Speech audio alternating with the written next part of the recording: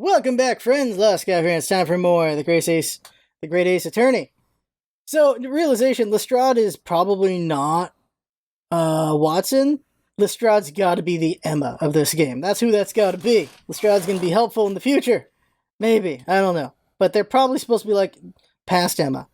Let's go. And I gave past Emma the Valley voice. I already gave someone the Valley voice. But if I can't find anything, we'll do that again. What the? Oh no, I already gave her whatever the hell her accent is. So I snuck inside the carriage before they hooked up the horses, just like always. But it was a right old waste of time. I got nothing to show for me troubles that night. I tell you can't see a blind thing in the hiding place. It's pitch in there. It's not a girl voice in any way. Then after a while, I hear this loud bang. Nearly jumped out of my skin, I did. And the scream just came out. It's because of that this swell found me. He did help me get away, mind. The hell is that voice? Like, with that accent, trying to do a girl voice is weird. Yes, he let you go. Oh. I fail to understand why you would let this street urchin go, Mr. McGilded. Oh, 'tis simplicity itself, my lord. You see, she couldn't possibly have killed the other passenger. I knew that for a fact. How? As I'm sure I said before, sir.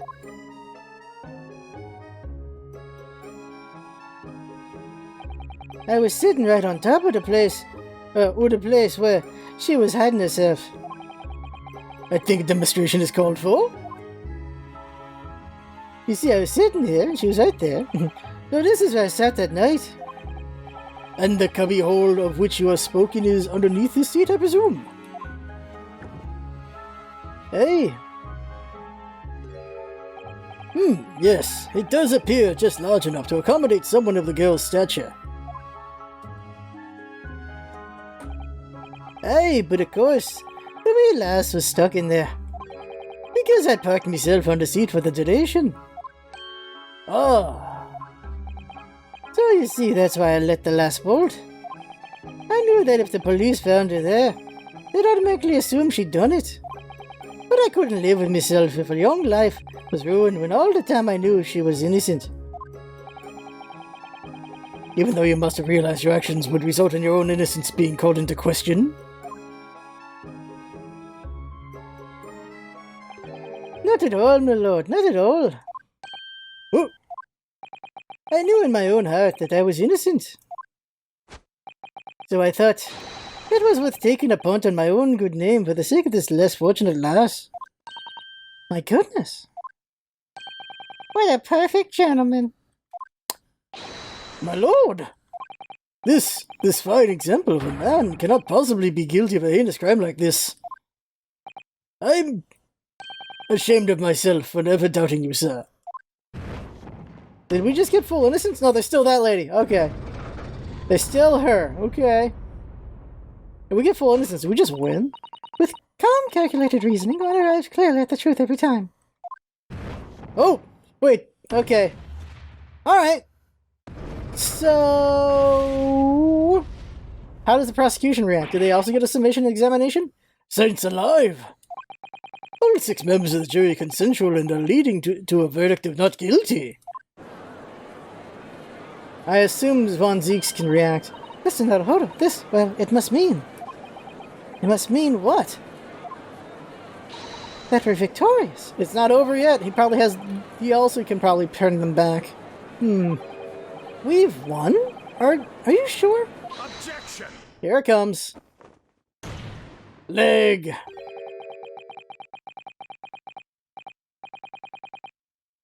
Why does he try to justify everything he does, right? If it offends, forgive me. Every time. At the sight of my iron-heeled, Wellington offends, pray do forgive the discourtesy. Every time. That is not the right voice for that guy, by the way. Okay, so, alright, so we're on Von Zeeks. Talk to Jinx. Jinx thinks this guy has a bored rage look, which is like Aizawa from MHA, which is a voice I can't do. But the point of doing these is to try to find voices and learn new voices, so why not try? At the sight of my beside my iron-heeled Wellington offends. Pray, do forgive the discourtesy. Why? Everyone's freaking out. This really is a consummate example of the one monumental flaw in British judicial practices. Where evidence and reasoning should be paramount, emotion rules the day. That is the problem with juries. Emotion? The witness' latest statement gives us clear insight into his true nature. What do you mean, his true nature? Do you really think Scotland Yard would have made such a glaring omission? After the incident, the omnibus was comprehensively searched by officers of the police. Obviously, the interior of this cubbyhole, as the witness put it, was included in the investigation. The compartment under this posterior seat was full of the coachman's belongings. It's noted in black and white here in the police report. Good lord! Better put the stuff back. The evidence has been tampered with. In order to corroborate Mr. McGilde's story, someone has unlawfully removed everything from under the seat. This is true, because there was crap there. What? It could have been they put stuff back under the seat after the crime, though. Order, order. How could such a devious contrivance possibly have been effected, counsel? Naturally, you must acknowledge the deficiencies of the constabulary in allowing this to have happened. However, I assure you, when the omnibus was wheeled into the courtroom this morning, the compartment under the seat was not empty. It wasn't. We saw. Well, my Nipponese friend? Me? When the carriage was submitted as evidence, doubtless you examined it in fine detail, as would any self-respecting practitioner of the law. Yeah, we saw there was stuff. Pray, what did you find the condition of the under-seat compartment to be? Oh, to be sure, the young gentleman will be able to clear this up in a jiffy. Sorry? Go ahead. You tell the court now, fella. But this is all an elaborate excuse by the desperate Lord Von Zeeks. Well, counsel, do you have something to say on this matter? Do we lie? How am I supposed to answer? What can I say about the state of that little compartment under the seat in the omnibus? It wasn't empty. I did look. I really don't know if giving this answer is helping my cause as counsel for the defense. Well, we're a boy of truth, aren't we? So we have to. But as far as I remember, at least. When I first examined the compartment, I'm fairly certain there were a number of articles inside it, yes. Are you sure, counsel? Be whist. What are you saying now, you daft-o? I thought you were on my side here. Yeah, but we can't lie. What game are you playing? Your task is to defend the man in the stand. Why would you say something to compromise his position?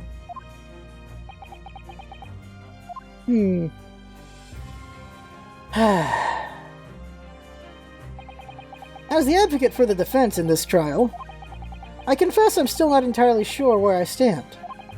But it seems to me that I should state what facts I do know as clearly and honestly as possible. Interesting. 'Tis not altogether pleasing, fella. I'm simply telling the truth, Mr. McGilded. Well, don't forget that you're supposed to be representing my best interests here, lad. Now then. A fella's memory is a curious thing and not altogether reliable, no. The court must consider the facts. That there cubbyhole under the seat is as empty as the devil's heart, so it is. Do you think perhaps it would be in your best interest now to admit that you might have been mistaken? Why? Why do I feel like something's not right here? I should like the jury to weigh in on this matter, I think. Scotch. That compartment is designed to house equipment used to maintain the smooth running of the carriage. The Guild's rules state that omnibuses should be properly and fully equipped at all times. So it certainly wouldn't have been empty on the night in question. Beppo isn't that irresponsible. She could have emptied it out, though. That money-linen fleecer in the pig purse, a lion. Or back to guilty. It's fully possible she threw all that stuff out when she got in. Or she could still fit. Ah! I can't believe I was nearly taken in. The stinking rich are always stinkers. Nothing but cowards, a lot of them. What? Oh no. It's a trick, of course it's a trick. Balls! Ah, crap. Quite so. I must concur here. Are we gonna get a full 6 turn or a 3-3 turn here?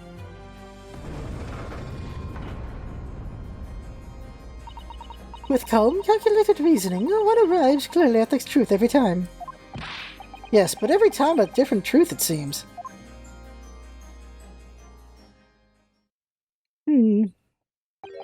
My lord, I humbly exhibit the scales of justice. Clearly, a verdict is not guilty at this time would be wholly inappropriate. Thank you, counsel. But before we proceed any further, there is the matter of outstanding cross-examination. Counsel for the defense, begin your questioning of the witness, please. Yes, my lord. What just happened?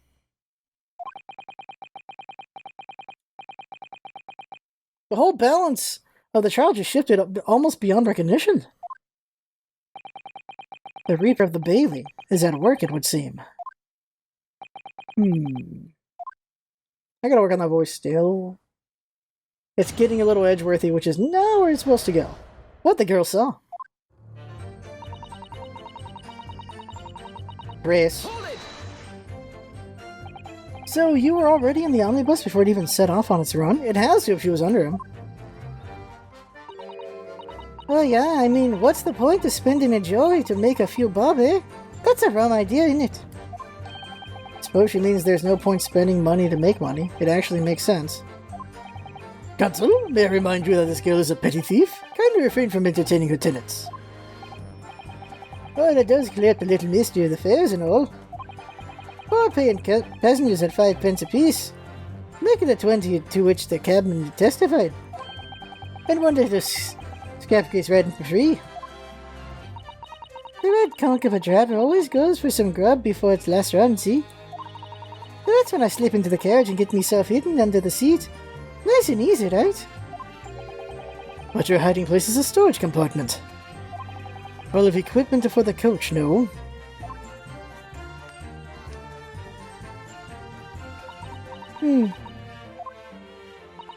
Yeah, there's brushes and buckets and whatnot in there, sure. I always check all that out and cram it in a corner somewhere. No one ever seems to bother much. So, McGilden might have messed up by trying to cover his tracks when he didn't need to. And yet, according to the report filed by the police officer who first arrived at the scene, the compartment was full of such paraphernalia. Well, I don't know nothing about that. Like I said, I moved all that stuff out so I could hide under the seat. That's all I can tell you. It seems we've reached the end of that line of inquiry. Continue. Only guess that to cover things up, he put stuff in there or whatever. Hold it! A waste of time. Why is that? Well, most nights I'm on my own and the god permit at least some of the time. I beg your pardon? Did you say god permit? Oh yeah, well that's what my kind call it. You'd say the omnibus, I suppose. The point is, any normal run, the carriage ain't got no one in it for a while. And that's when you come out of your hiding place and get away? That's it. Only that night. This cove was sat on me. This cove was sat on me seat from the start. And he didn't budge the whole way, did he? Not 1 inch. I was totally stuck. Do you mean to tell us that you were present in the carriage for the duration? You were under the seat the entire time while events unfolded in the enclosed cabin? Yeah. Right, mister. To be sure. I was as shocked as anyone. You don't expect to lift the cushion you've been sat on and find a child now, do you? So this Miss Lestrade couldn't possibly be the culprit then.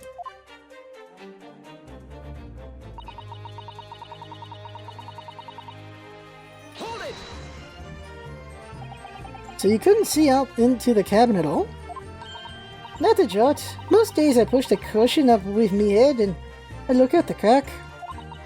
Then I can have a butcher's at who I'm gonna fiddle. I thought you were a pickpocket, not a butcher. I mean, I can have a look. The seat I get under ain't as plush as the other one, as you see. But most of the time, the passengers plant themselves opposite. But for some reason that night, this Irishman spent the whole journey right over me head. So he likes that seat while other people don't like that seat. That's why, okay.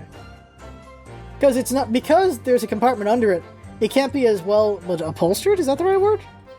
It can't be just made as cushiony because that has to be moved, while the other one isn't meant to be moved, so it can be extra cushiony. And for that reason, you weren't able to push the cushion up to peek out, I see. Truth is, I ain't too happy in small dark places. Feels too much like being thrown in the clink. But it's the only place to hide in them carriages, so it's Hobson's choice. Why doesn't she just stick to picking people's pockets in the open then? I'd say there's some reason that she's not letting on, judging from her demeanor. So anyway, I was a bit scared, but I had to just stick it out under there. Nothing else for it.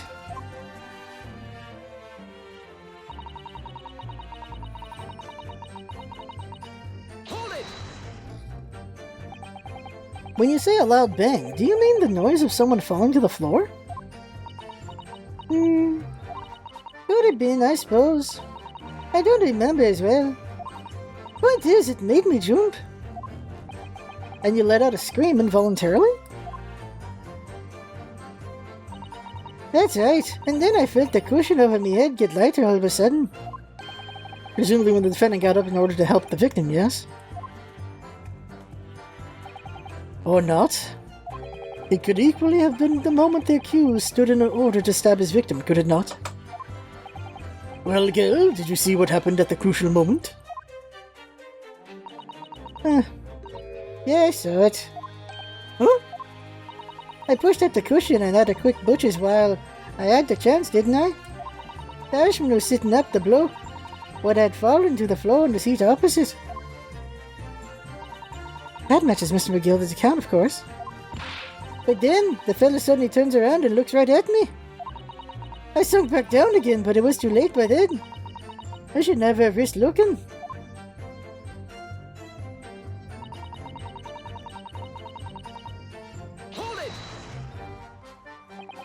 And when Mr. McGilda discovered you, he pulled you out from your hiding place?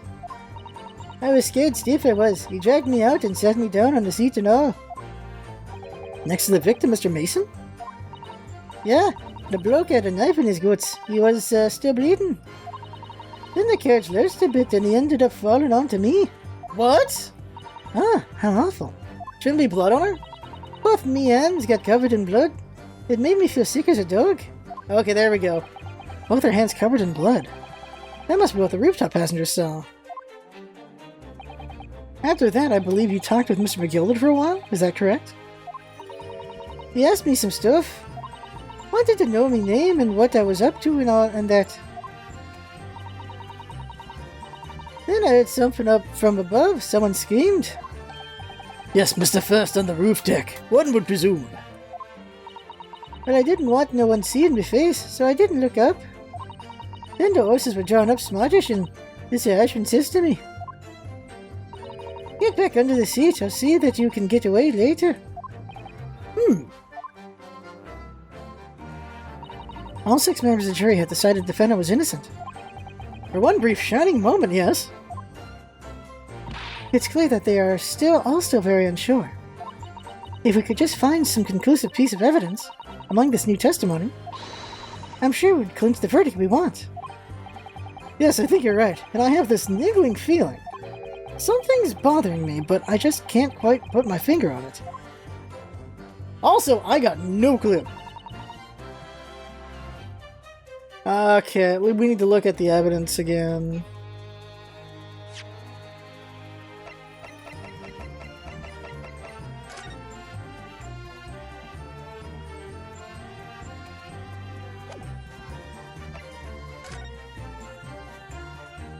10 to 11 stems due to internal hunger, resolving with the trauma. Brickmaker. There's a knife. There's the debts. People. Gotta be. I can't look at people here. How do I look at people? Can't look at it in history. Options won't let me see the people. Go through a second. Let's see if I can go to the record without going to presenting. There we go. Record. So, Lestrade. Gina Lestrade, a young woman who witnessed the incident from her hiding place aboard the Omnibus on the night of the murder. She was discovered by the defendant. Okay, let's go back through everything, because I got no idea. Can we go back to examining the carriage? Let's examine the carriage. But it's probably something new going in here again. Was there blood on the floor this whole time? That's blood, isn't it? Something wrong? Oh, it's just, well, this blood stain is so obvious, that's all. And yet Mr. Bonziques made no mention of it. I suppose that does seem a little strange. Why do I have such a bad feeling about this? Was that added?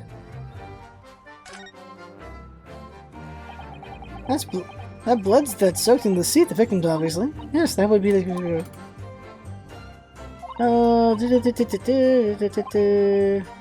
It seemed like it was a planned attack. Okay, because that blood looks totally new to me. I don't remember that blood being there. You'd handle it seems. Open up.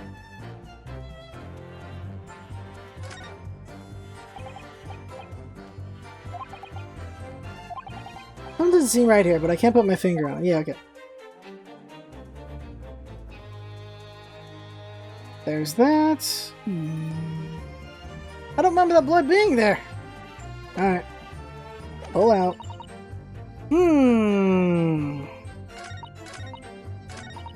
Where can I get her? Because he didn't make any flinching during the whole thing. Press again, see if there's anything that gets come up from a new pressing. Hold it! Keep looking through.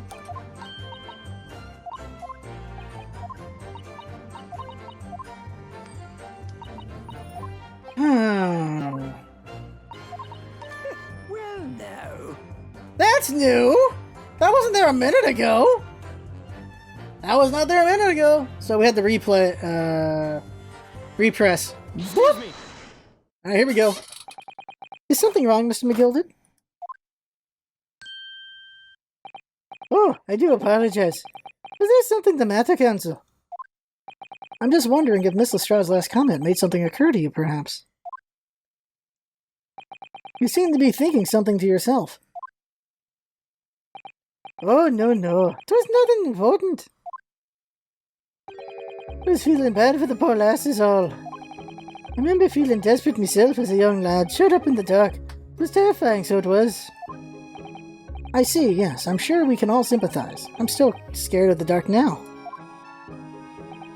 Aye, and I don't know about yourself, but I find that darkness seems to make everything you hear seem that much louder as well.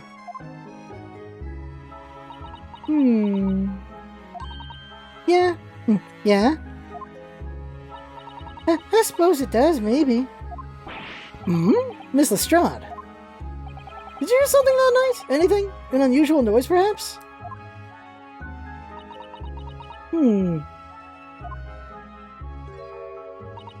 Nah, not really. All I could hear was the Irishman snoring. But Jarvis, there's no need to tell a word of me foibles, you little scamp. Looks like they're working together. He must have paid her off. What a pity. If only Miss Lestrade had heard something, it might have given us a vital new clue. What if McGilded is just guilty, right? Yes. What should we make of that last statement of hers? What was the statement? I guess he was snoring. Go back.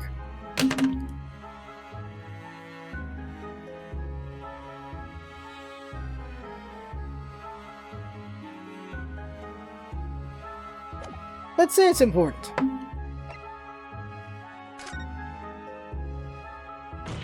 My lord. I believe the statement just made by the witness is profoundly important. Profoundly important? But all she said was that she had nothing. Yes, which is the profoundly important part. I'm almost sure of it. I'm almost sure that I don't understand the inner workings of your Eastern mind, Counsel. Nevertheless. Miss Gina Lestrade, you will supplement your formal testimony by repeating the last statement, please. What? Superman? Superman, you on what? About, you on about? What are you on about? Don't give me all your fancy talk. I know what you're trying to do. Well, it won't work on me. That's right. Insult the judge. Always a good move. I was straining my ears to work out what was going on, but all I could hear was snoring. Press. Hold it! So you were straining to hear what was happening the entire time, since the moment you hid yourself? Not exactly, no. What? Sorry? Well, there was no one in the cabin to start with. I could just push the cushion up and have a butcher's to see what was what. But then when I saw this swell getting on, I got my head down so I didn't know he didn't notice me. And Mr. McGill had sat on the seat under which you were hiding? Correct? Yeah. Would you Adam and Eve there? What a mug! But then all I could do was listen. I was waiting to jump out there as soon as I heard him leave, see? But would he? Not likely. Even though we stopped here and there, I never heard the door open. I just had to stay put and listen to him driving his pigs to market, snowing like an old dog he was. Are there any conclusions we can draw from that, I wonder?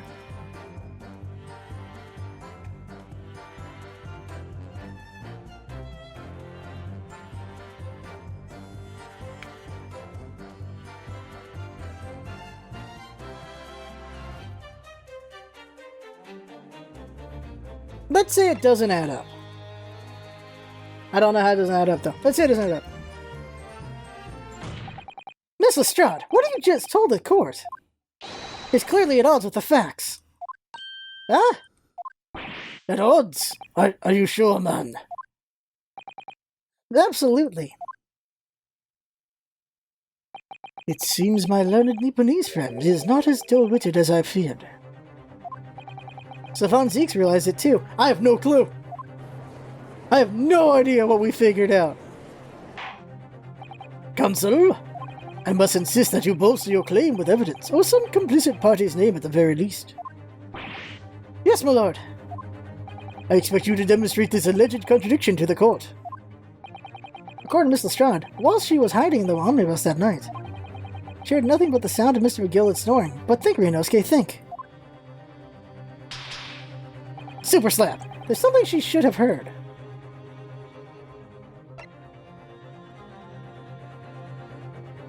She should have heard the brick guy get in, right?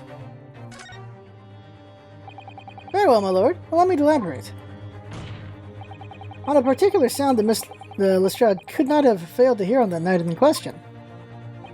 Sound very clearly explained by the presence of the following person. That guy, when he came in. Right? Take that!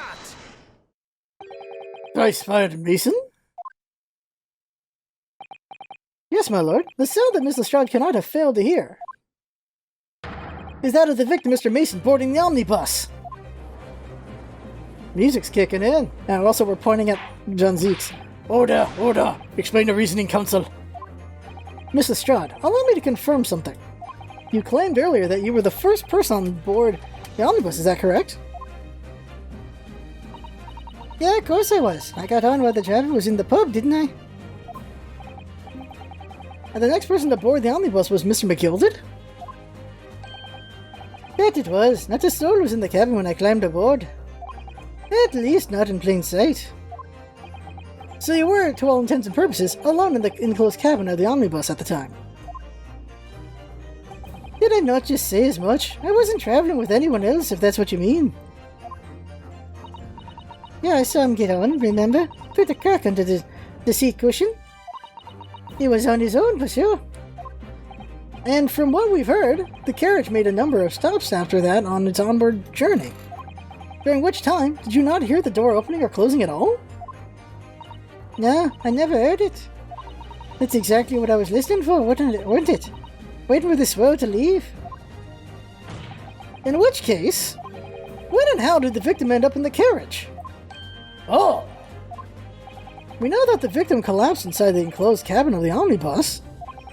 Therefore, Miss Lestrade's statement about what she did or did not hear is at odds with the facts. Ah! Yes, this petty thief's statement was clearly flawed. Lord Van Zieks. Yes. He knew all too well that there was an inconsistency in Miss Lestrade's statement. It would seem words of thanks are in order for my learned friend. What are you talking about? You have demonstrated matters impeccably. This witness and her colorful statements are entirely unreliable. Her words are convenient untruths, nothing more.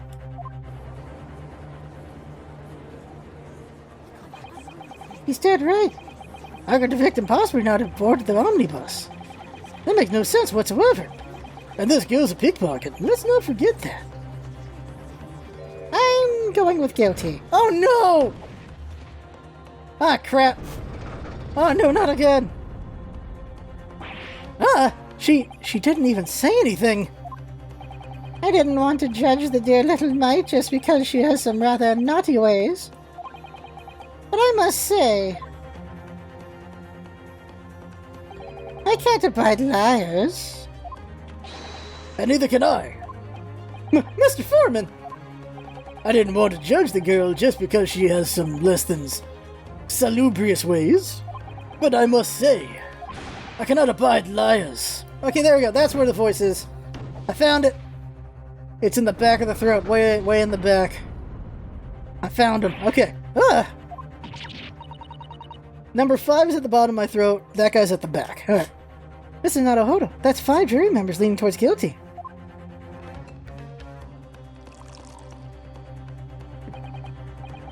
Well, your consideration for others is refreshing, Nipponi's friend. 2 considerable troubles you have spared me. He finally drinks with his chin. Drink with your chin. What the hell was that? Yes, very refreshing. They couldn't have animated that better. Ah! My back! Ah! What are you playing at? Have you forgotten who you're working for? You're useless Eastern Amadon. No, we're doing this again. Alright, we're sitting here for a moment. Why is he doing that? Okay, this carnage is perfect. Juror number 2 is the only one left. This is not a hold-up, the way this is going. I know, if we can't find some new way to convince everyone of Mr. McGillicud's innocence, the judge will rule and we'll have lost. Are we going to do another summation? I very much wanted to believe the words of one of London's most respected gentlemen, but those of us in service know we must accept hard truths. Pook! Hold it! Ah, thank God. Hold on now. Do I have anything? Yes, the witness's last statement seems to have revealed a critical inconsistency in their story. However, if we consider the possibility that her statement is in fact the truth, it may shed entirely new light on this whole case. What are you saying? Counsel! I'm sorry, sir. Whatever do you mean? Counsel, I will not tolerate you attempting to prorogue my adjudication. Explain yourself at once. What the hell? When the accused boarded the omnibus on the night in question, the victim was nowhere to be seen. Subsequently, the carriage door was not heard opening a single time, as testified by the witness in the stand. And yet the victim's body was found inside the carriage.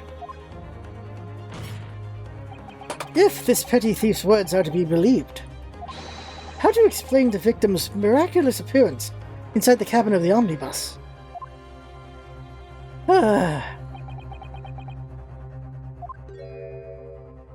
There's only one way to explain how the victim came to be inside the carriage.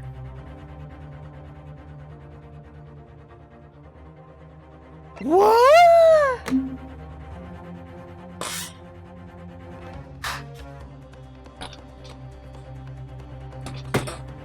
I want to say this one.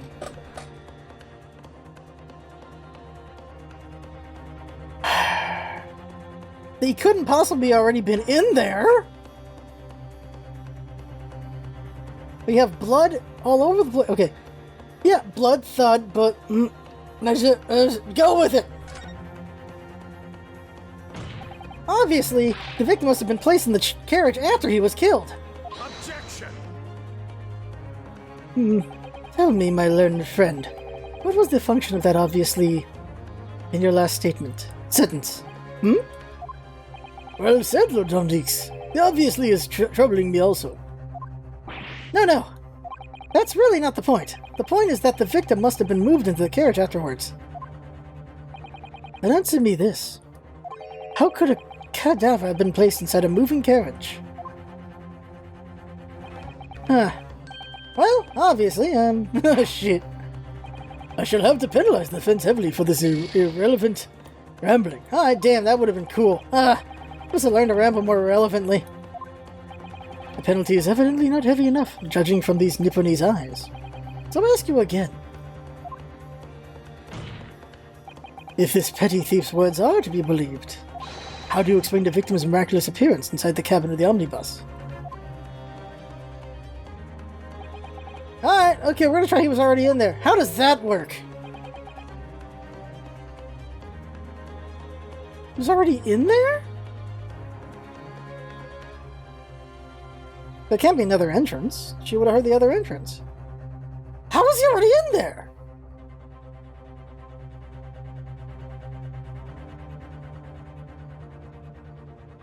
Go with it.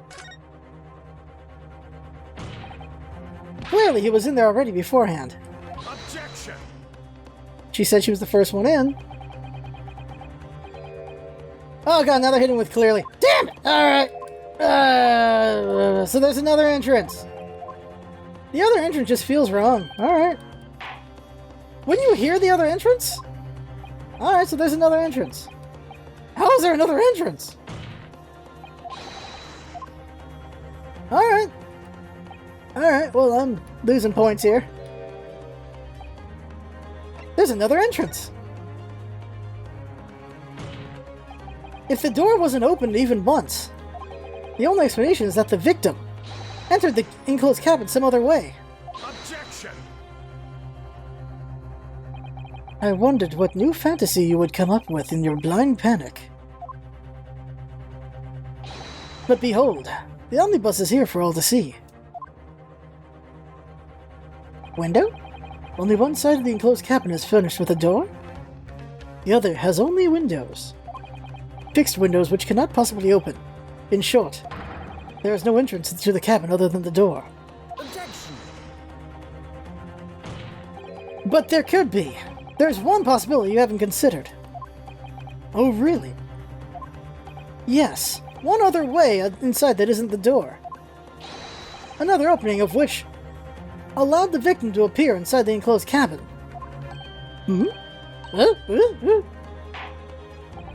Alright, counsel. The defense will identify the location for the court. Here's the omnibus on which the incident occurred. Where on earth is this entrance by which you propose the victim entered the cabin? Lord help me, I might need to save soon.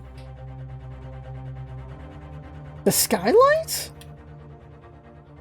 Go to the skylight. Take that! The answer is obvious. It could only have been the skylight. I say, the skylight. Objection! Your ludicrous proposal almost has me lost for words, however. Objection! Object your objection. The skylight may well be large enough for someone to pass through. Objection back. So you claim. But do you have a shred of evidence to support your addle-brained theory?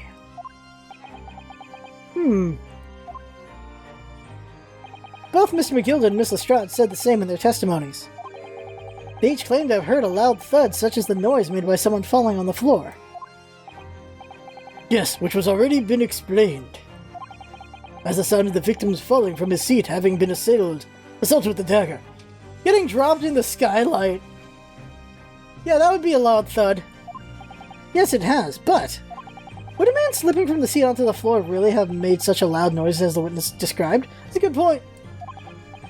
A noise loud enough to cause Miss Lestrade to let out an involuntary cry, in fact? Good gracious. But how would the other guys not notice? Perhaps, in fact, that was the moment that the victim made his entrance into the cabin. No, let me rephrase that. The victim didn't enter the cabin as such. He fell into it. Objection! You're now suggesting that the victim fell from the skylight into the cabin? That's simply impossible. How can you be so sure? Because if the victim had fallen inside through the skylight as you say, the passengers on the roof deck would have seen it happen. Yeah, right? And yet, not one person made mention of such events in their testimony. Well, yes, that's true, but...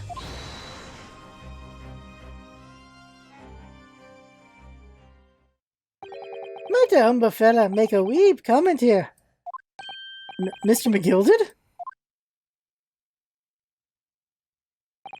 To be sure now, the two fellas who were sat on the roof that testified before said nothing of the victim falling through the skylight. But it seems to me, my lord, that is not so much a case of them not saying, but... Aye. It's a case of them being unable to say. What? I think perhaps the two fellas do be having something of a compelling reason not to mention what happened. Would yous not agree, fine ladies and gentlemen of the jury? Oh! Oh my goodness, surely not. Those two chaps on the roof? You mean the ones who stuck the knife in the man were... Ah!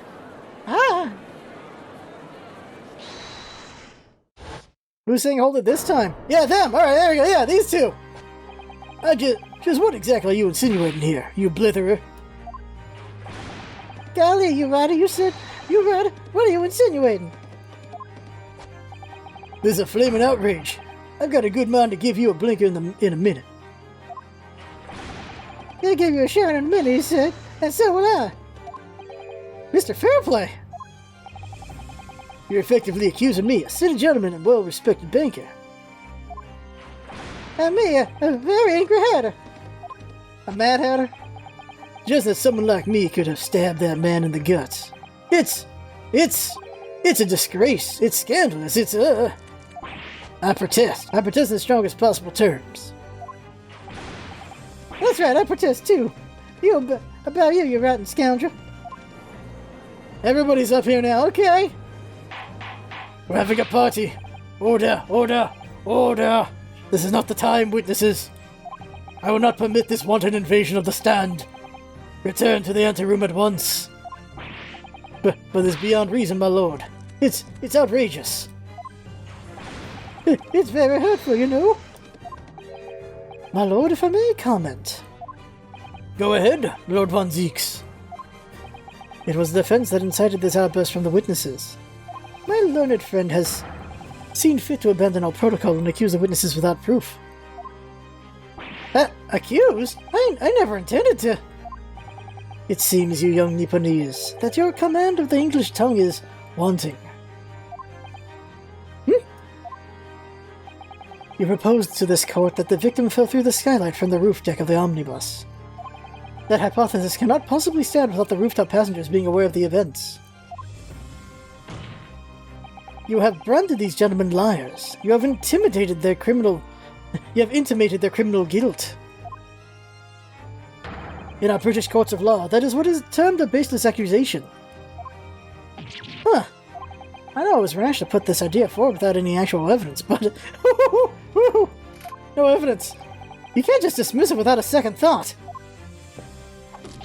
What are you wasting time for? Get to them! Testify! I thought this was something fishy about that hat from the moment I had laid eyes on the fellow. We have seen this matter through now, one way or another. If there's filth and rubbish in our midst, we must dispose of it at once. I don't need to say anything on that one. What? What's happening, Mr. Naruhodo? The spectators in the public gallery are... they're in a complete frenzy. Mr. Fairplay, Mr. First. My lord? You will take the stand again and make another formal testimony. In reference to the indictment brought by the defense. Yes, my lord. I didn't come here for this, golly. Keep wondering if he's guilty or if he's just trying to find his way out of this without, you know. Like, it's possible he's purely innocent, but McGilded is just really scrambling to get out instead of just letting the truth come out. There's no time to think this through. All I can do is keep pushing forward. Where things get from? Witness testimony with 4 people here refuting the accusation. So that'll be next time. Testify. Testify. Alright. Quite the roller coaster this game. So that is the game for now. I had fun. Hope you had fun watching. That's what's all about it. Having fun. Thanks for coming by and see you next time.